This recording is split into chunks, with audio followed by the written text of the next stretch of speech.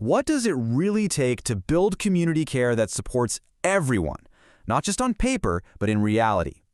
Today, we're going to break down an amazing framework from Amanda Lynch for creating systems that are truly inclusive and accessible.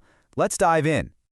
And it all starts right here. This single idea is the bedrock for everything else we're going to talk about. It's way more than just a nice thing to say, it's the mission. It's about honoring the unique story of every single person we have the privilege to serve. So how do we get there? How do we make that beautiful vision a reality? Well, Amanda Lynch gives us this really simple but incredibly powerful way to think about it. Roots, wings, and guardrails. This is going to be our guide for building care where everyone feels like they belong. Okay, first up, Section 1 of Vision for Care, because before we can do anything else, we've got to have a shared intention for the work we're doing. And this vision, it goes way beyond just one organization or one building.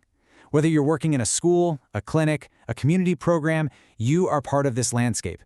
The real goal here is to connect all of our efforts, to create this seamless network where every single family can find their place.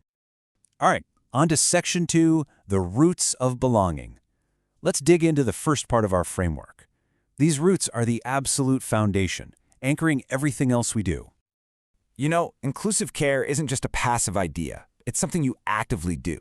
It means slowing down, really listening, and consciously creating spaces where people feel safe enough for trust to grow. Because let's be real, without trust, healing just isn't possible.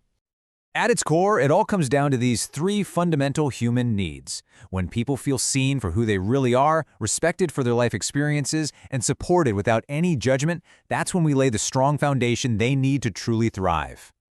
And that brings us to Section 3, removing barriers to thrive. Okay, so with those strong roots in place, what's next? Well, now we have to clear the path so families can soar. Look, good intentions are completely meaningless if there are practical barriers blocking the way. Are we really thinking about language access? What about transportation or cultural differences? Is our space physically accessible? Are our systems even possible to navigate? These are the real-world roadblocks that stop people from getting the care they desperately need. And when we actually do the work to remove these obstacles, something incredible happens. We give people the freedom to fly. We give them the wings to access support, to fully engage, and to build the future they really want for themselves and their families. So, Section 4, Guardrails for Action. We've got our roots and our wings, but how do we stay on track? Well, that's where the guardrails come in. These are just simple, powerful questions to keep our work focused and true. This is the first guardrail, and it is a big one.